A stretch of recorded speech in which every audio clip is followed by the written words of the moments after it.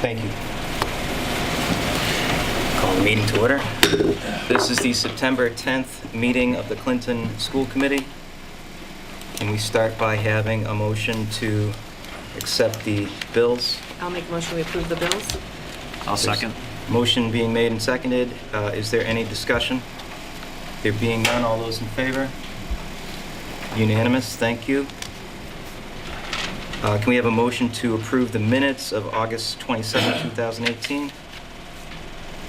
I'll make a motion we approve the minutes. Thank you. I'll second. Motion being made and seconded. Is there any discussion on the minutes from August 27, 2018? There being none, all those in favor? Unanimous, thank you. Do we have a student rep? Probably next meeting. Next time. Okay, terrific. Yes.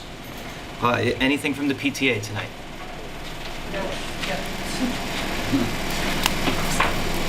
Okay, pull some chairs. I don't want to be a son of my dinner. You're all good. Okay, you're all set.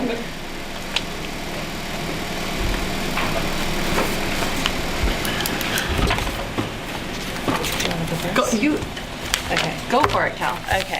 okay. So we're coming off of Old Home Weekend. We'd like to say a big thank you to our parent donators and our volunteers who helped man the booth. And we could not do it without either group. And thank you to Mr. Z's Pizza for donating the dough. We made $1,249.01. I'll be the first to say it. That's a lot of dough. I enjoyed the pun. Our first meeting of the school year will be held on Thursday, September 27th. We'd like to hold it in the CES library, just because we'd like to be welcoming to some new parents at the elementary school. And then after that, we'll meet on the third Thursday of the month and accommodate November and December because of holidays, and we'll send out a notice ahead of time for those meetings. Do you have anything? Yep. So we have the Ghost and Goblin race is coming up. This is our 5th year doing it. It is going to be on Saturday, October 20th this year. We're also going to be introducing a new mascot. He's wicked adorable. His name is Sneaks. And we invite you all to come. We would love and appreciate your support. Dr. Myers kicked off the race last year. Joel DJs, so it's a fun event, and we encourage everyone to come. I have flyers for everyone. And registration is open? Registration is now open. It's officially open. You can register at www.clintonroadrace.com. And you can find us on our Facebook page, Ghosts and Goblins 5K. And also linked through the PTA page too. Yep. If you send me an email or something, I can make sure I work that into one of the next. That would be awesome. We will get you. calls, yeah. Yep. So you can do a connected. We appreciate that. Thank you. Thank you for all of your good work. Oh, thank you. Good, thanks. Yep. Please give everyone. Thank you. Thanks. Thank you.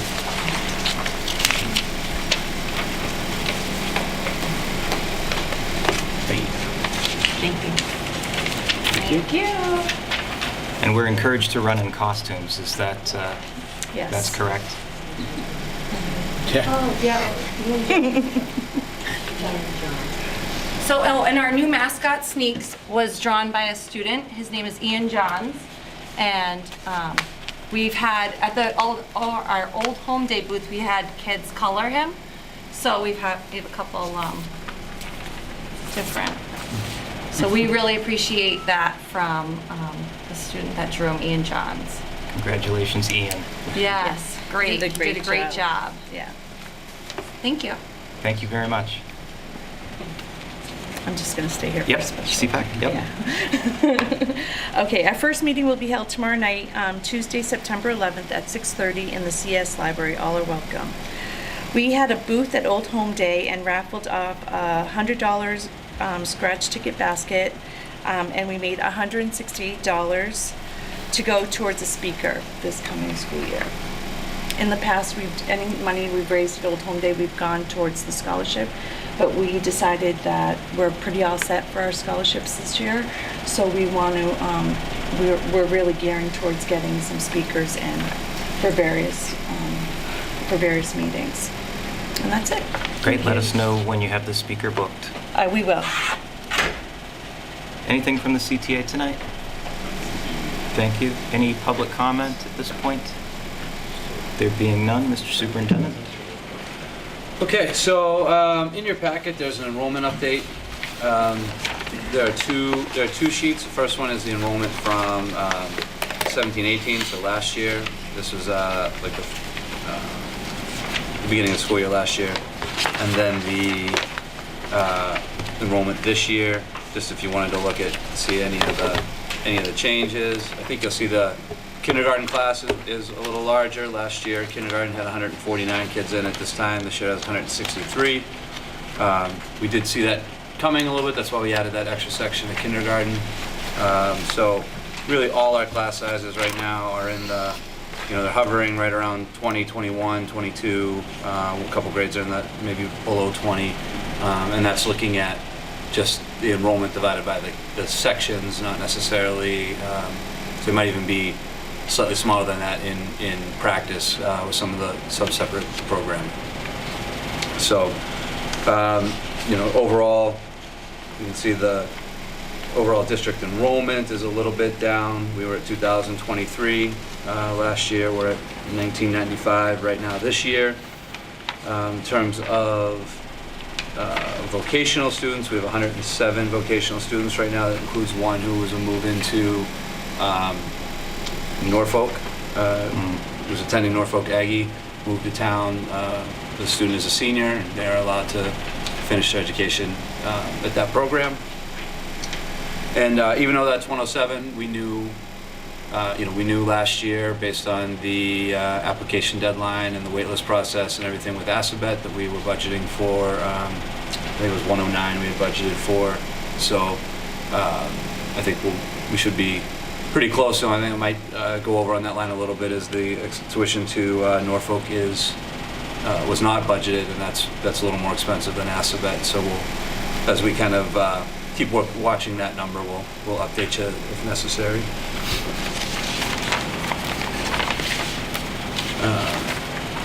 So pre-K and K, just kind of went over sort of those. Our pre-K slots, we've basically able to get everyone who applied for a pre-K position was offered something. They might not have been offered their first choice, but everyone was offered a slot. So we were able to get an opportunity for everyone through our process this year. Kindergarten just talked on that other section. And then the alternative program, right now the alternative program has 3 students in it. It's meeting Tuesday, Wednesdays, and Thursdays at the 150 School Street building. They're taking their courses through the online platform Edgenuity. And I think the 3 students that are in there are the exact reason why you have an alternative program. And right now they're excited, and a couple of them are making some real good progress. And I think hopefully it's off to a good start. We'll see if we can keep that up. Steve, the school choice, the 72, is that out or in? That's school choicing in the Clinton or school choicing out? That's our school choice in right now. In. Yeah. Any other questions on the enrollment figures?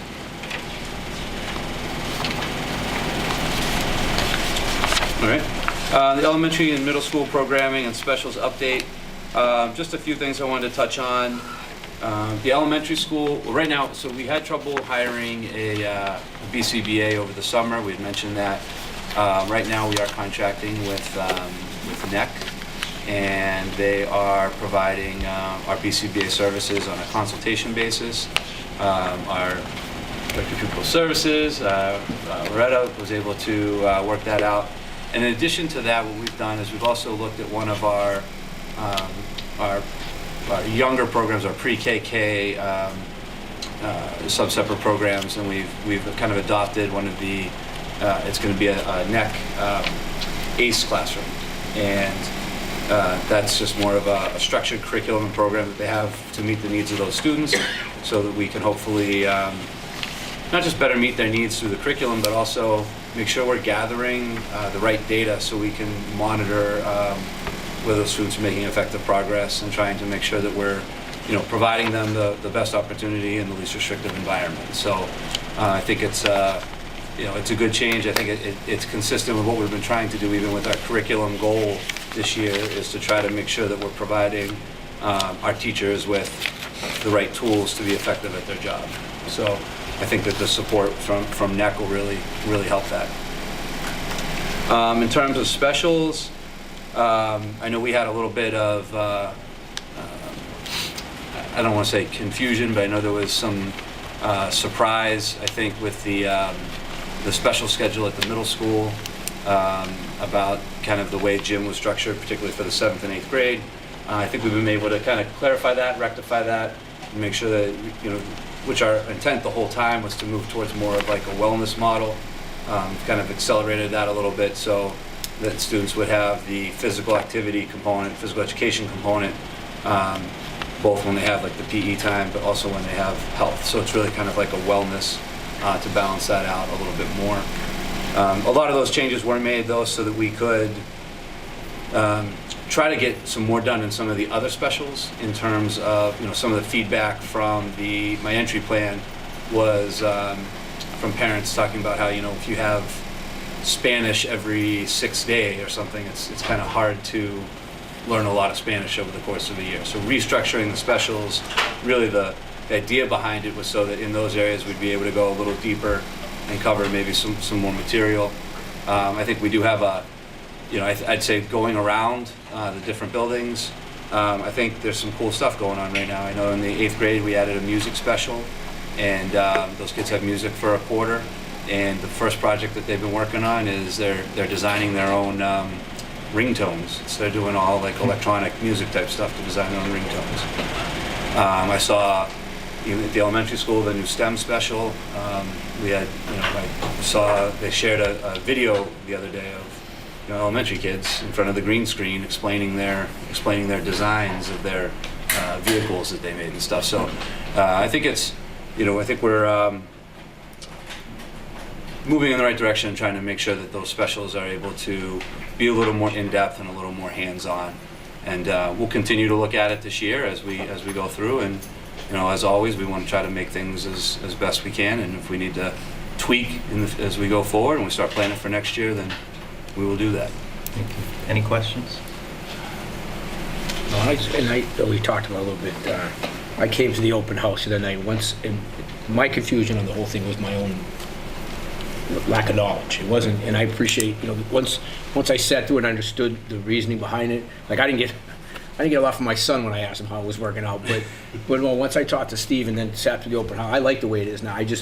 I was confused, and that's my own fault. But I do appreciate it. I know we sat down. I said reflecting on that, I think that was the part that I could have done differently, or we could have done differently as an administrative team. Was, we made a lot of these changes. We kind of, presented them in whatever it was, like April or something, and then we just kind of ran with them. And then when we're working with them all summer, and we're actually doing the scheduling, and you're looking at everything, it just sort of becomes the way. And we probably could have done a better job of communicating that more to the actual parents, not just at the school committee meeting. Because I sometimes I got to remember, not everyone sits at home and watches every one of these meetings.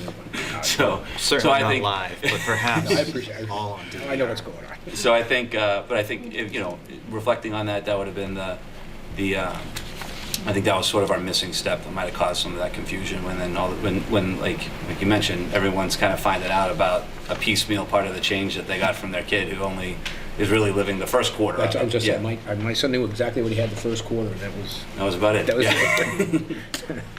But thank you. So as we, any other questions? So I'm assuming that as we go forward, we'll get to hear about how things are working, how that might be shaping up in terms of lessons learned, and whether or not it's a process we can continue to build on and/or support from this table. When you're able to, when the data presents itself. Yeah, I think as we go through maybe whether it's the end of the first quarter or end of the second quarter, we can try to get some feedback on, how are these working, and are they accomplishing what we want to accomplish? I mean, I think the other thing, it's from almost from a workload perspective. When if you're a specialist teacher seeing every kid on a 6-day cycle, well, you're seeing hundreds and hundreds of kids over the course of a week. So it becomes difficult to try to do things that are as in-depth. And I think that part of what this does now is it kind of cuts down the sheer number of students that they're seeing, and giving them more concentrated time with those students so they can hopefully go a little more in-depth with what they're covering. All right, so the next thing was the community engagement, and we talked about how we want to try to structure these meetings by kind of bringing it back to the strategigic plan. Yep. So in your packet, you can see there is it's a one-page, double-sided, I believe. Yep. All right, 2 pages, sorry, on the community engagement from the strategic plan. So if one of the very first things says develop a welcoming environment across the district, and one of the key actions was to create a district environment committee, which will define and develop a welcoming environment. And then creating online surveys to collect data from parent, guardians, community members regarding satisfaction. So what I wanted to do is get a little direction from the school committee, or have a little conversation about that district environment committee. I didn't know if we wanted to make that one of the advisory committees, and if we wanted to have school committee representation on it.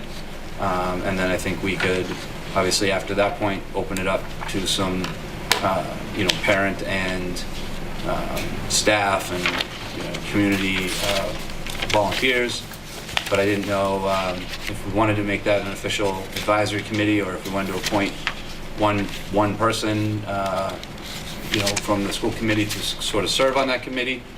Or I don't know if it's something that could be almost a subset of another committee. I don't know if that's like a subset of not a subset, but sort of connected to sort of like the marketing committee or something like that. Like, I don't know if we can have enough of an overlap there that maybe that could just help provide a little more direction for an existing committee for some of the other things. So I don't know if you guys have any thoughts regarding that. And just for everyone's edification, the advisory committees are the committees that we volunteered for in our last session, which are separate from negotiations, so all of those other committees. What's the pleasure of the board? I think I'll be scheduling a marketing subcommittee meeting soon, and we'll have like 4 or 5 things on the agenda. And maybe we can just discuss this at the marketing meeting to see if we think it's gonna fit in the scope of what we're looking to do, because there could be some overlap there. Yeah. So we can discuss it there, and then I can report back to the board after we meet. Because I think there is, I think if we look at this community engagement list here, there are some things about, expanding community and partnerships within the school district, or, the civic engagement opportunities, the two-way communication, increasing media and public outreach, so there's some things in here that I do think sort of have a tie to the marketing subcommittee, that maybe we just, instead of creating a different committee, we can still create so we could create this district environment committee that maybe the marketing subcommittee is kind of part of. Sure. And kind of go that way. So it's not totally, it's not just, we're not just hijacking the marketing committee and making it all district environment, but I don't think this is a committee that's going to meet, every other week. This is a committee I think will probably meet a handful of times during the course of the year. So would be able to, sort of have the marketing committee be a representative to that, if that sounds okay. Yeah, I think that sounds good. Okay. All right, so then if we're going to do that, we'll say that the school committee representation on the district environment committee will basically be the marketing committee. And maybe we can, when we schedule the next marketing committee meeting, maybe we can dig in a little deeper on our recruiting process of how we want to round out that committee with I can maybe even put something out when next Connect Eds or something if people are interested, and then we can discuss forming the rest of that committee at that time. And it looks like there are, there's some responsibilities for the school councils and some responsibilities, we may want to reach out to town boards as well, but, Yeah, I think that's an important one too, to try to town boards. But if you look at some of these other ones, I think when you look at these first goals, we want to get that committee formed. I think that committee, then the first charge of that committee would be to create these surveys so we can gather data from the parents, and then that committee can sort of help analyze those surveys. I mean, I sort of view that as the work of that committee, is that they would kind of create that survey, we'd get that survey out, and then that committee would sort of look at that survey data so that we could present it back to the school committee and maybe have some recommendations of things that they thought were important that we should be looking at as we go on through the year or into next year. And then when you look at that next one, create training and learning opportunities for parents and guardians. I also think that that's something that the welcoming committee might be able to help address when we do that survey. So there might be some things that come up through that survey about what are some ideas for parent training or things we could include in that survey about parent training, and what's the best time to schedule it, what are topics they'd be interested in, things like that. So I think those first couple kind of dovetail. The two-way communication. I don't know. It says provide a community opportunity to explore two-way communication within the school system. The outcome is, having a meeting scheduled. So I don't know if that's another thing that even could be something that the, district environment committee maybe we hold a community forum again, sort of like we did for safety last year, but maybe it's more just on communication. And then increasing media and public outreach. That's where I feel like that kind of crosses over into the marketing committee. Create a partnership between the school and community regarding decision making. That talks a little bit about recruiting for the site council, providing orientation and training, state mandated committees. So I know that we have the principals should be doing elections for their open houses. I know the middle school already did theirs. Elections for their school councils at their open houses, so we can hopefully try to get those filled and go through that. And then the partnerships to continue expanding community partnerships within the school district. I think that's something that we've been working on, and you can see there's some references to Title I there, and making sure that we're using Title I parent outreach efforts, and opportunities to promote the student civic engagement, looking at things such as the mock town meeting and civic education. And I know that there are some pending legislation about civic education that we'll need to keep following about exactly how that's going to shake out and see. And that might be something that through this we can kind of look at how we incorporate that into our curriculum. So, I know there's not a lot of tangible things here yet. It's still early in the school year to really report on like we've done this, but I think one of the reasons why I wanted this to be first is I wanted us to talk about that district environment committee and get started so that we can begin this process. So, do you feel like going over that's something that the marketing subcommittee a subset of the marketing subcommittee can take on? I think that's what will be discussed at the meeting. All is right. how much of it we think we can take on, how much of it we think will fall under. Yeah. Are you meeting between now and the next time we meet? It depends. I'm gonna send out invites in the next couple days. It depends on people's schedules. Sure. I Sure. don't know, So- Steve.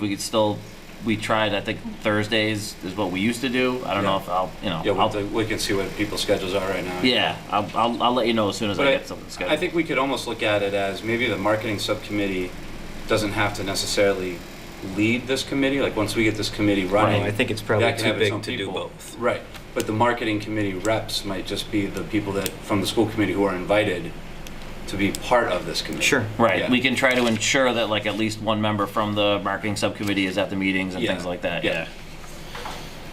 All right. All right, so that's just sort of, like I said, I think a key thing about a strategic plan is that you can't just put it on a shelf, right? You can't just do one and put it on a shelf and 5 years later go, hey, we need a new strategic plan. So that's why we want to kind of bring these back on sort of that school committee meeting schedule, and it kind of helps focus our direction and our energy. And I think that, clearly here there's a first step of that welcoming committee, and now we'll get rolling with that. All right. The next is a financial update. So Karen's going to come up and give just sort of this is just a FY18 end of year update. So these are just kind of obviously we're now FY19 started July 1st. So FY18 all that money has been spent, and it's just a matter of looking through and coding and capturing the exact amounts on the final encumbrances and making sure we're lining up with the town. So Karen's been working a lot with the town to try to just make sure that we reconcile. So Karen, I don't know if you want to walk them through sort of what you've provided them here. The first report, I'm just going to show you so you know this is the final budget update. So on this one, we are pleased to report that once again the district was able to cover their expenditures within their budget, as well as leave money in reserve in our circuit breaker funds, as well as some of our revolving accounts, which will help to enable the district to cover anticipated costs during FY19. Also this year, in due part to less out-of-district sped tuition expenses than anticipated, we were able to wipe out a substantial amount of our debt for sick leave buyback that was due to the retirees. There was a lot of sick leave buyback from the years past that we had on the books, so we felt that was a good way to use some of the money that we had this year. Expenditures through June 30th, 2018 were a total of $22,151,965 of the total FY budget of $22,152,032. So we ended the year with a balance remaining of $67.28, which will go back to the town. The salaries were 68% of the budget. Expenses were 32% of the budget. With regard to the details of the line item, I'll gladly go through any questions that you have, but I was going to really concentrate on going through the other spreadsheets that I have, and then if you had questions, I could answer them. Is it okay if we good for wait all? for questions until Karen's finished? Okay, go ahead. So the next section I'm going to go over is the circuit breaker. You go through it.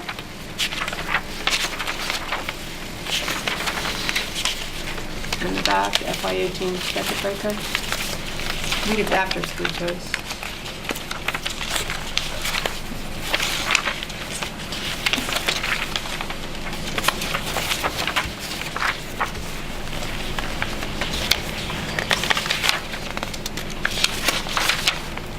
Okay, all set? So circuit breaker, we began the year with $770,125. We received $808,020 of circuit breaker funds, and then we applied $710,285 of our sped out-of-district tuition towards these circuit breaker funds, leaving us an ending balance of $877,861. We've reached our goal this year. We had talked about in the years past of trying to get enough in our circuit breaker funds to cover the full budgeted amount for the next year. So for FY19, we budgeted $850,000 for circuit breaker. So we have a small cushion for any unanticipated expenses. And as you know, SPED is an ever-changing population, so it's good to have a little bit of reserve for that. And we also have 2 years to spend those circuit breaker funds. So basically, when we started the year, we have enough money in that circuit breaker account to basically cover what we budgeted for this year with a little bit left. We will continue to receive circuit breaker payments this year for our claims from last year's expenditures, Right. so that we will that's the money then that we will, once we know kind of those figures, that's the money then that we would apply towards the next year's budget. So that way we're kind of staying, ideally, we're staying one full year kind of behind on circuit breaker. But the reason you do that is because if we did get hit with an unanticipated expense, and we had to tap into that money, we went over in some tuition or something like that, we would be able to do that, and then we just have to adjust as we were building the next year's budget. Right. The other thing to note is that we have less tuition expenses for FY18, so we're probably going to get less circuit breaker funds for the following year. So I don't anticipate that we're going to get 808 the next one. And like I said, in the past, they were spending all their circuit breaker funds, so they didn't have that cushion, so kind of tough. The school choice would be the next section, unless somebody has some questions, and that's just prior for us. Yeah, it was one page before. Yeah, my notes. So I have a couple questions on the Sure, circuit go ahead. breaker. Okay, sorry. And I don't know if you'll be able to answer this tonight, so if we could kind of get an Sure. update after the fact. So my first question is, what is our district's definition of diagnostic setting? Because I see it went from 5 to 11, so a diagnostic setting in many districts can mean a lot of different things, so I would like to know what it means for us. Those are the kids that is the 45 days, that go into the 45-day programs. And I did, Kathy's not here tonight, but I did talk to her about that, because there was a couple of areas that did increase a lot. That was one of them. So she had a lot of diagnostic setting in that. For the tuition, the day, when I looked at it, the budget, the FY18 budget to the actual on the tuition, on budget, she had, the day program, she had 20 for budgeted, and then it ended up being 16. And So I'm sorry, Okay. Karen, to cut you off. So for that, I would like to see a breakdown. I know we have to maintain the confidentiality, but I'd like to see a breakdown of, it went from 5 to 11. I'd like to see what the tuitions were for the 11 students and what location they were at. okay, I have that spreadsheet. Okay, and then on a positive note, I know we went from 25 private day in 17 to 16, but then I see that our collaborative numbers jumped. So I'm just curious if we can have a breakdown as far as by grade for those two categories, because obviously we have to maintain the confidentiality, but I'm just looking to see, did the numbers shift because we had students that, went Aged out, or? well, yeah, that they either went somewhere else, aged out, or was, were we going in the right direction? So were we going for a more restrictive setting, and then the kids improved, we went to a lesser setting. So if we could just see Right. by Okay. grade for that, just give me a Right. breakdown. So if I could see for those two, because I'd just like to see where that trend is and what was happening. As far as the private to the collaborative, seeing the spike there, that's a positive potentially. Right. But as far as seeing us go from 5 to 11, I know that was on our radar, and it's the part of why we went forward with the alternative program. But I'd just like to see where that trend was and what was happening. Okay, I do have the spreadsheets, and I have them by grade, because I need them for my end-of-year report, so Yeah, those no, are already set. I didn't want to put you on the spot to answer me right now. No, I have but those, No, so, but we can pull that together. We have And those. like I said, I know we'll have to, redact names and stuff, but we could tell you like the number of kids and maybe what grade at what placement. And we can right, look at I that. can give Appreciate you the it, thank you. grades. The other thing that she did mention to me was that she was purposely, I think, moving some to collaborative because I said, well, your costs are much less this year, and she said, that's because I moved some kids to collaborative. Right. So and I we don't have know if, And we have the advantage where we signed on the second collaborative, so I would just like to see that so that. yeah, I can- have that, I can send you that tomorrow if you Okay, want, all right, unless thank you you. wanted to the full committee. Why don't you and I will touch base, we'll look Okay. at putting something together, and then maybe we can try to get that out and see if it's something that they want as an agenda item, or if that's sufficient. Thank you. So but- we're back one to school choice? One other note on the tuition, the vocational tuition was less kids this year. It was 97. We budgeted for 100, it was 97. So that was another savings in tuition. Okay. For the school choice, It is, yeah. It's actually in front of Yeah, it's in Yeah, front one of it, at a sorry. School choice, we began the year with $181,001. The school choice funds that we got in were $545,034. The school choice salaries and expenses were $405,237, ending the year with $327,999 in the school choice revolving account. And that's $157,222 over what we had budgeted for. This is great to end the year with more due to the fact that in FY19, we budgeted to use $624,745, which was $187,000 higher than we had budgeted for the year before. So although it looks like we have more money in school choice, we also budgeted a lot more money in school choice. The revenue was higher than expected due to more students. In FY17, we averaged 71 students. In FY18, we went back up to 83 students. And then we also got additional monies for the SPED adjustment. We had the same number of teacher salaries. We had 6 teachers. We had 6 teacher salaries in there. However, due to a retirement last year, one of the teacher salaries was lower. So that was another savings and why we had a little bit more school choice funds. Any questions on school choice? All right. The next area would be grants. which is the page after circuit breaker. For FY18, the spreadsheet that you have includes my FY18 awards and also the carryover money that was from FY17 that was left.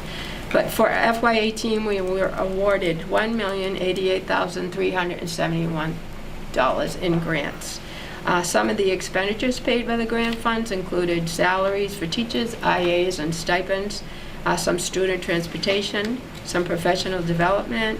We paid for some of the Alice training and Rachel's Challenge. We had the high school financial ed fair, and we paid for some technology. That's some of the things we were able to purchase with the grant funding. Any questions on grants? Anybody have any questions on grants? The next spreadsheet would be the revolving. That's the next one. I just pulled out a couple of the revolving, and then if you have any questions on any of the others, I can answer them. But I just noted a few of them. The rental of facilities, we began the year with $84,360. The revenue we pulled in was $52,230. The expenses that we paid were $56,455. Ending the balance is $80,135. Some of the things that we repaired with the rental of facilities, we did some painting at the middle school. We did the high school gym lights. We did pay for some of the elementary school playground and security cameras. At the main office, we did some carpeting and elevator repair. The articles, thanks to the generosity of the town, we were able to spend over $100,000 on technology and textbooks with the articles. We also got the new doors at the central office. We finished the installation of our district-wide telephone system, and we did some fence repairs at the elementary school. On that, with the, I don't know if it's for you or Steve, but with the security cameras, where are we at for these two schools? I know we had I contacted. honestly forgot about it until you brought it up. I know Russ had reached out to, because when you look at the total estimate, we got one quote. Right. And the quote was like 36,000. So where that puts us over the 35,000 in the procurement laws, we needed to either do a full bid or we could reach out to multiple companies on the state bid list. So I know Russ had reached out to multiple companies on the state bid list requesting the bids. I don't know exactly where he's received yet. I know he got kind of busy there as we were trying to make sure school opened up. Right. But I know we did reach out to try to get that moving. So hopefully once we get those bids in, once we know if they're on the bid list, which we requested them, then we can just decide which one we want to go with and hopefully get rolling on those right away.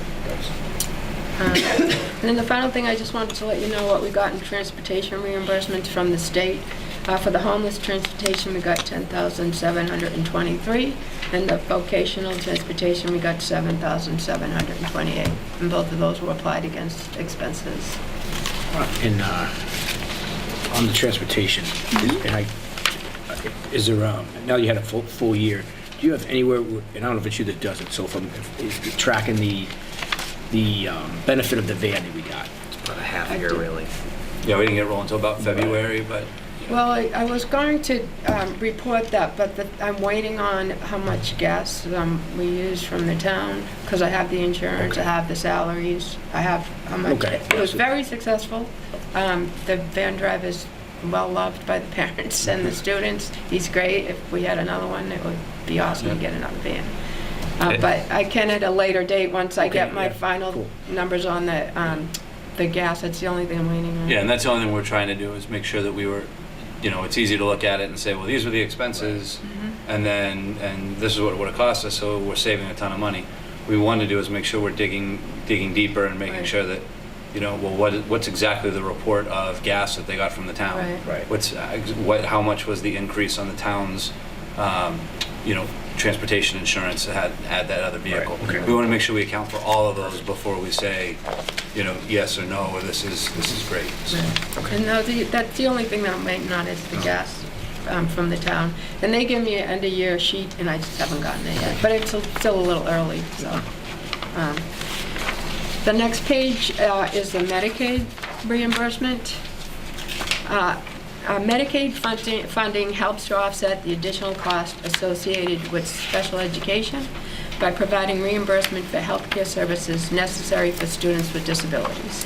The Medicaid reimbursement funds continue to be a great contribution to the town of Clinton, and for FY18, we received $302,380. Those funds do go to the town, but at the benefit of the entire town of Clinton. Yep. Are we using an agency to assist us with that, or is that internal? We have an agency. we have an agency, yeah.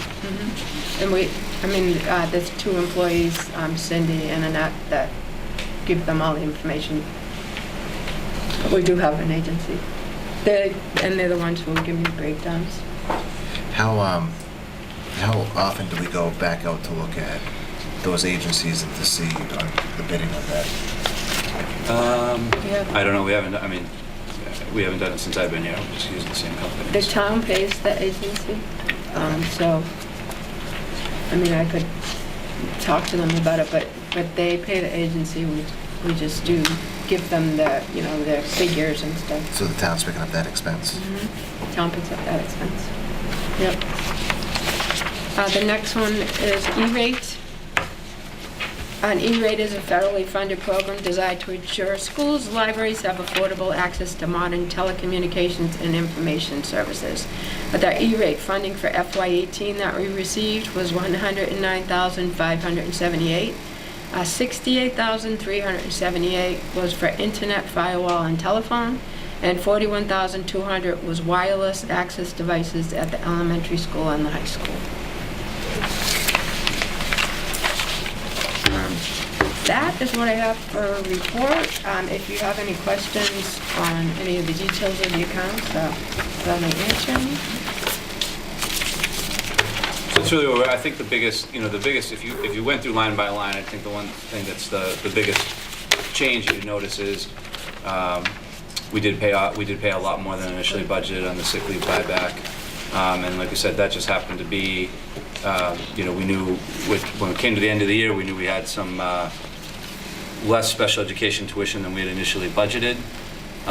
So we were able to apply some of that money towards that since that's an existing debt, right? That was being pushed out because it had the option in the contract to be pushed out up to 3 years. So it really wasn't something where you're, pre-ordering something for the next year or doing anything that's maybe questionable. Should be. It's an existing debt that we have that we were able to try to rectify. So the plus side of that is that should hopefully allow a little bit more relief in this year's budget, because now some of those things that we had budgeted had already been paid off. There's still plenty to pay, So so it's just a matter of, do we get some relief this year, or maybe does it help us next year when we are doing the budget for the year after that? So, we'll just keep plugging away at that and updating it as we go throughout the year. The funny part is I pulled out my first report that I ever did to you, and one of the things was you didn't put any budget in for your sick leave buyback, and it was $260,000 at the time that they had not put in for budget. So you're doing much better. Lessons learned. So, Thank you, Karen. you're welcome. I think, Karen, if you want to stay up Except here the for a minute. Yeah, we got the Yep. athletic petty cash. We Thank talked you. about the procedures and policies last time. So Karen went through the MASBO report, reached out to some other school districts to get some samples of their forms and procedures. Karen, John, and I met to kind of review them, to make sure that we were all understood how it works. I guess there was a few little questions about the petty cash. So just so we understand what the petty cash, the way it works is, essentially what we're allowed to do is we're allowed the town to write him a check. He was able to cash that check so that he has cash in a box to use as his basically seed money for Gates. But he's going to essentially kind of keep that seed money the whole year, because as he goes through, he's always making his deposits from the gate the day before and reporting that. They did that on Friday night. They used the multicolored ticket system. They were able to account for how many tickets of each color they sold. Great. They were able to say this is exactly how much we should have received. They had a little bit more than that in the box, which we know we kind of attributed to. There are generous people who say, they buy in 4 tickets and it's $16, and they say, give them 20 and say, keep it, so, and then we've actually even set that aside as sort of donations so that we know that it's, where that came from. And we can track Yeah, it where worked that's- really well. He came in this morning right away. So we did that. The only change that was made was they took off the senior pricing. The Yeah. $2 for seniors, I guess. So when we met, we had done that, and then I guess when John had talked to some other the ADs and then talked to Mr. Hastings and stuff, we realized that it wasn't typically our practice to charge seniors, and it's not typically the practice usually across the state. Seniors come in, so we did remove the senior ticket pricing. We're referring to senior citizens, not 12th graders, Correct, right? yes, senior Okay. citizens, sorry. I said that's John. So there's only 2 ticket prices Yeah. now. Okay. But it did work quite well, and Good. kudos to John, because he came right in this morning, and he was there right away. I was like, what are you here for?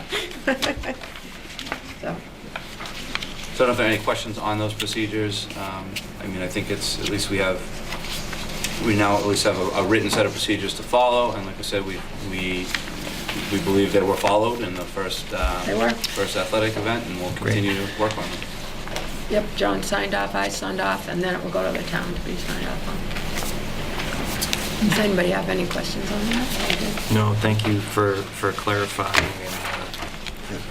Go ahead. I don't have a question, sorry. This is, thank you very much for clarifying that. It was very helpful. My only question is not necessarily to this specifically. Where are we at as far as concession stands and other areas of revenue during the game? So we're doing this, and this is great that we've implemented this for the tickets, but what are we doing as far as the concession stands or any other area of revenue stream during an event?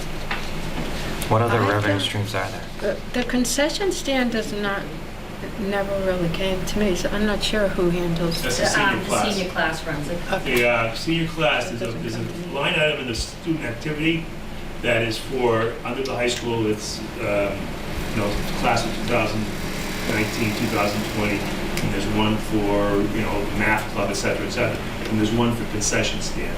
So what happens is you take the amount that's balanced at the end of the year, or the beginning of the year, and the senior class will start using the concession stand.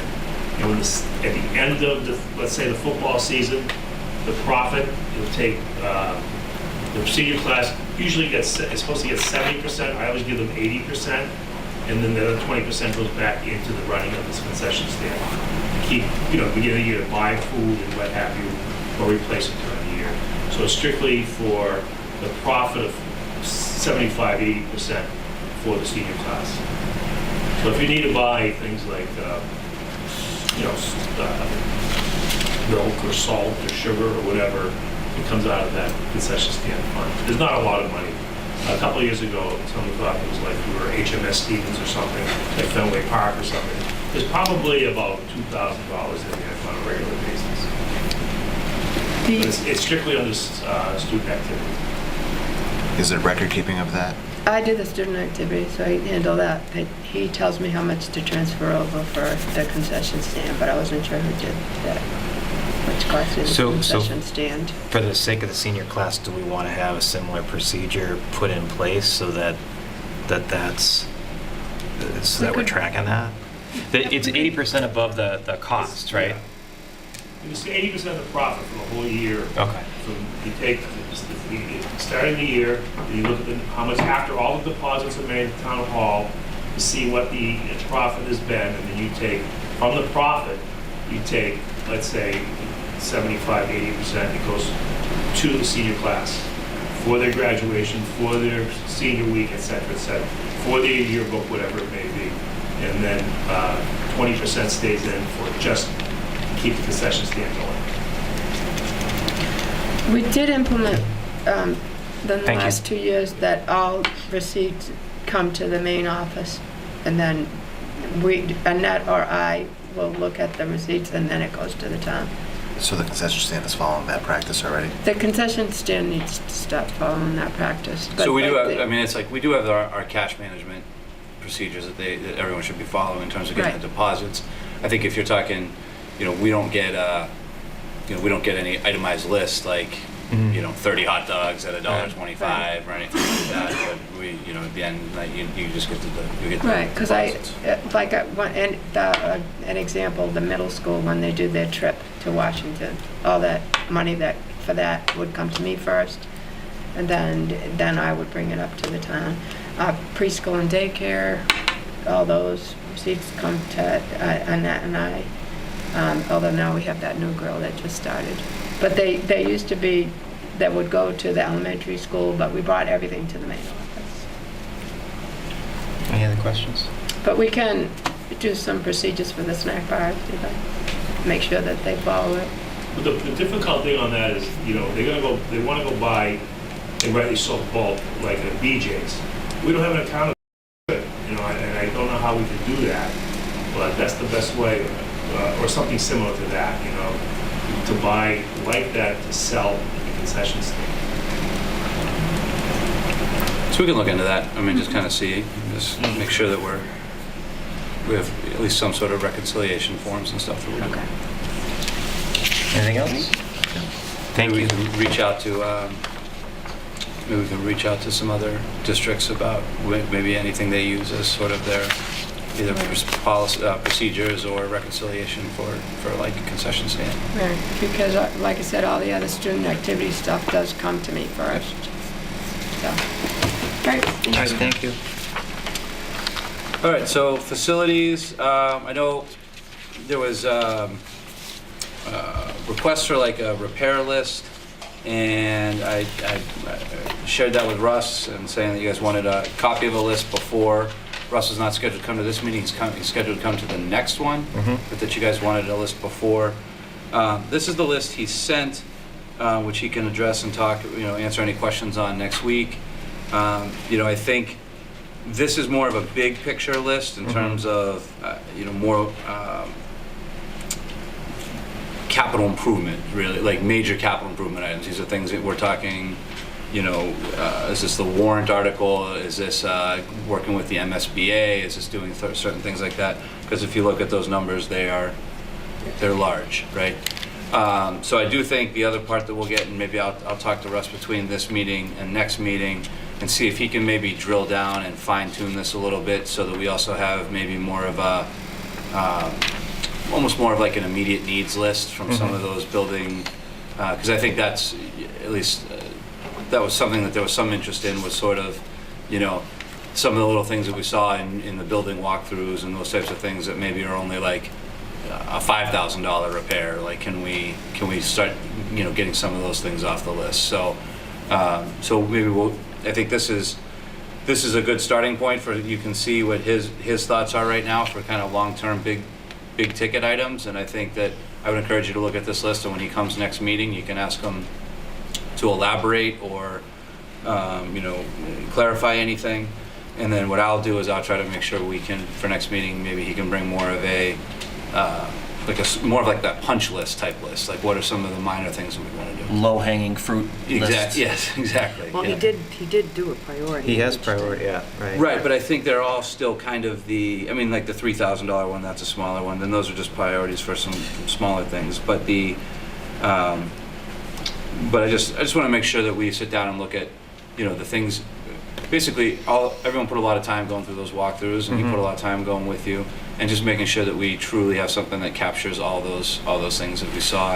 And if there are some things like we said, low-hanging fruit or like quick wins, like for $1,200, can I get something? Can I get the doorways painted in the middle school, and it's going to have a big impact? Those types of things. So. I do think this is helpful for the bigger picture, though, and looking at our work with the town, with his department, with the, MSBA.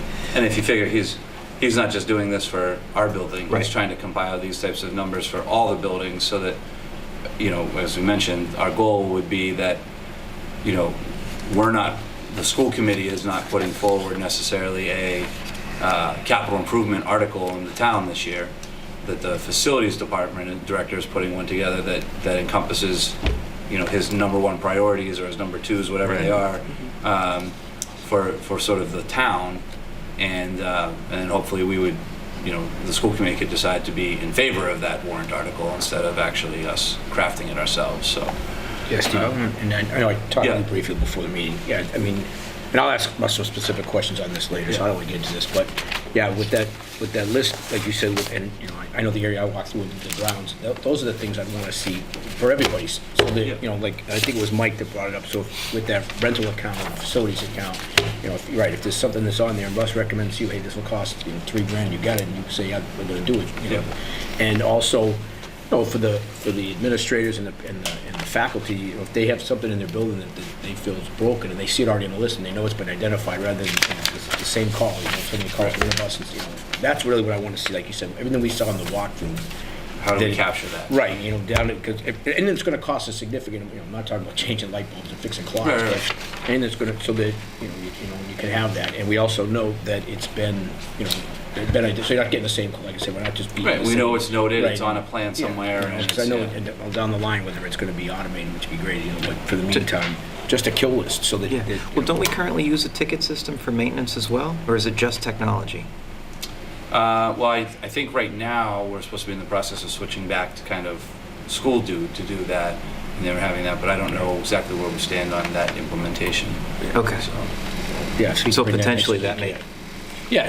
right. Once you get something turned over to like a school, Yes. people can put that in there.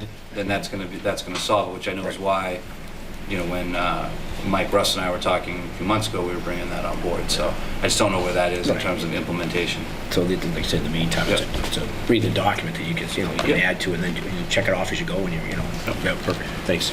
Steve, if you get a chance, can you talk about next time we talk to Mike and just see what his thoughts are, what the next step forward is? I know we've talked about the possibility, Russ is going to start taking these initiatives on, but like at town meeting, he's not a Clinton resident, so he's not he can't speak to him, he can't answer questions, he can't really be on the floor. I know we ran into that issue. Yeah, because Terry just lived in Clinton, so you never really thought that much about her. I never did. Do you think, next time you're talking to Mike, just kind of ask him, if we wanted to just go about having a discussion of changing that for future town meetings, what would be, what's the next step? Yep. That's all. Yeah, thanks for bringing that up again. It makes sense to have at town meeting the opportunity to call an expert witness to speak to any questions the community might have. Anything else on the priority list? So we're going to look over that and have questions for Russ next time. And then I'll try to make sure that either that other list is hopefully either in your packets, or if we can get something to you sooner, we'll do that. Great, thank you. Just a reminder that the MSBA site visit is on September 12th. That is Wednesday. I'm just going to double check the time here. I think it was in the early afternoon.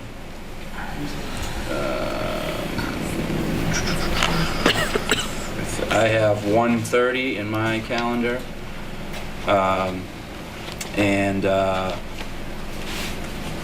If anyone is available and wants to come and walk around, I know that, the more kind of support I think we can show, the better, but I also don't think it's something that, if it's going to make you totally rearrange your entire schedule, it's not the end of the world, because, I don't know how far that goes. But we will reach out to, we have informed the town manager and Phil and stuff of when that walkthrough is, to see if they can come. And I even think when first day of school, Harold Naughton came and kind of walked through some of the buildings. I was pointing that out and talked to him, and we scheduled with his people to try to have Representative Naughton come through that walkthrough to kind of show some support for the MSBA investing in Clinton. So we'll see how that goes, and that'll be hopefully informative and give us some direction on, how strong they feel our chances are, and what the timeline that they're looking at would be, and those types of things. Fire station feasibility study. So they did what's that? So I wasn't volunteering, I was just saying that. No, that's okay. That it might make sense for someone from the facility subcommittee, advisory committee, to attend. The The walkthrough? Yeah. If you wanted somebody. Yeah. And if neither of you can, right. then I can see if I can come over for that. Yeah, I think it would be nice for somebody from the board to be there. I can try to see, you said Wednesday At 1:30? At 1:30? All right, I'll get back to everybody tomorrow. You have the late lunch that day? Yeah. Yeah. And do you have any idea how long the walkthrough would take? I mean, when I've been in them before, I'd say probably the whole process is probably going to be, call it an hour to walk through, and then maybe an hour of like a meeting debriefing afterwards. But it doesn't mean that you would need to be there the entire time either. I think it's more important to just, if someone's there, just to shake some hands, say, hey, I'm on the school committee, and we're really excited about this opportunity potentially, or and then if you have to sneak out. Yeah. Okay. I mean, I can come over for at least an hour, but I'll defer to you if you can make it. So I'll look at my work schedule tomorrow. Okay. I'll see if it's something that I can do. Because there are parts of it we're not even gonna, when they go look on the roof, we're not gonna parade like 12 people up on the roof if we don't have to. It might be like, whoever comes and one person. So might be raining. Fire station feasibility study. So remember we did the RFP, the request for proposals for the feasibility study. I believe we got about a dozen. It might have been a little more responses. And so Phil Duffy and Russ reviewed those. There's sort of a formal kind of process that you do that when you look at your what you would ask for in the RFP, and you score their submissions to make sure that they're complete and they met certain requirements. They narrowed it down to 4 finalists. Phil is currently trying to work to see if we can schedule interviews with those 4 finalists for the end of this week. He thinks it's probably going to be Friday afternoon. Once again, this is something that I wasn't involved in the initial screening of them. We would like to make sure we have someone from representing the schools during the interviews with the finalists. So that can be me. It could be maybe Mr. Morrison if he was interested or something like that, or it could be a member of the committee. And same thing, I know with the facilities committee would make the most sense. But I also know that obviously you guys can't take the whole week off just to tour facilities and stuff. So I can keep you posted on, I can reach out to Phil again and try to get more of a window of when he's looking at them and let you guys know. Once we know the time, I try to make arrangements for Friday. Okay. All right, so I'll let him know that Friday afternoon you might be able to make it and see what time slots exactly he's looking at and see if we can pull that off. If not, I know someone who works in town hall who might be able to just sneak over. So. Okay, Yeah, let me know, seriously. I'll Yeah. shoot you an email too. great. All right, I think that's all I Thank you. had. Is there anything from any of our recently Subcommittees, established advisory committees? I don't think I don't have anything. Okay, thank you. Anything under old business? I just have one quick update. Yep. The state did come out with a model agreement, and I have it somewhere here, but I just don't really need it. A model memorandum of agreement for towns and schools, or police departments and schools for the school resource officer. They literally came out with that on, I want to say it was Wednesday, what day was Wednesday? I don't know, but they came out on Wednesday. I met with Chief and Lieutenant Coyne on Thursday. We walked through that memorandum of agreement. We were able to kind of establish, it's kind of a fill in the blank type thing, or a couple. So we went through, and I think we were able to kind of come up with something that looked like we were on the same page. So right now, the last part of that kind of agreement, I think that needs to be hashed out, is there's like some the standard operating procedures that they want identified for the SRO. In terms of things like they have recommended things that are covered in there, like what's the expectations regarding dress? Like, are they going to be in a full uniform? Are they going to be in, a golf shirt with a badge on it, or what? So the exact hours, are the hours a little bit flexible so that you might be here early in the morning one day, but stay later for elementary dismissal another day, those types of things. So they're working on that end. We worked on, I kind of updated the kind of the fill in the blank section that we went over. They're working on the standard operating procedures because that also kind of may involve their union, depending on what they need to agree to that. So hopefully once we have that squared away, then we'll get going on a more of a formal agreement. So I'll try to get that, when I feel it's pretty close, I'll try to get a copy of that in one of these packets, one of these meetings coming up soon, so you can read the MOA. Great, thank you. Anything under new business? I got something, Steve, if I know we budgeted this year, I know we talked about a new sport. Yep. Thing. I know Smitty's done a great job. I know he's jumped in there full bore, and I think he worked part of it before we were paying him. But if I don't know what that sport's going to be, but if it's if it's going to be something, you're talking probably springtime, is figure out what's going to be and get the Yep. word out. So because we got to start recruiting right, and ordering get the, stuff. Yep. Scheduling, and then whatever it is. If you've got parents whose kids were, let's say it was deck hockey. I know that's not going to be it. They're already paying to play in Leominster. They can wait, but Clinton's going to have one. They'll prepare to do that. Yeah. So just something, like I say. At least an update of this is what we're trying to do. Right. This is what we're thinking of, and this is the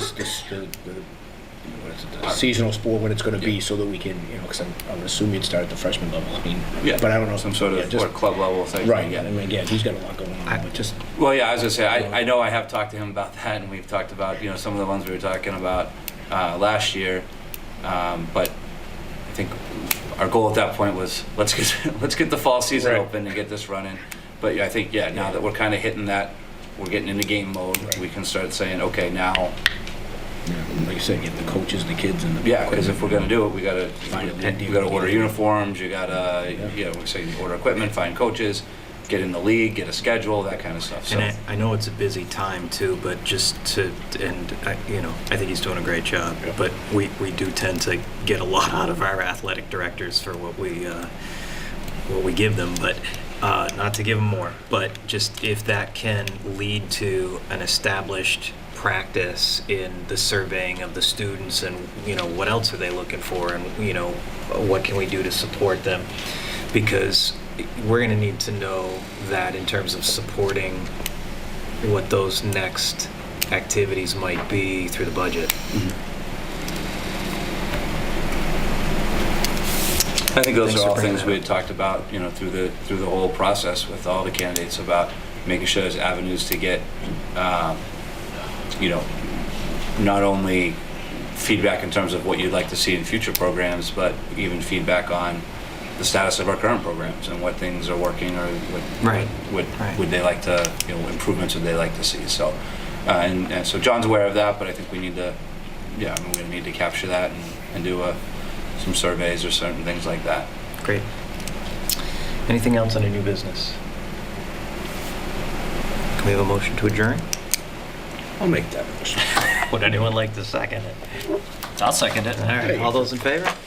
We stand adjourned. Hey, tickets to that game? Does John I'm not going.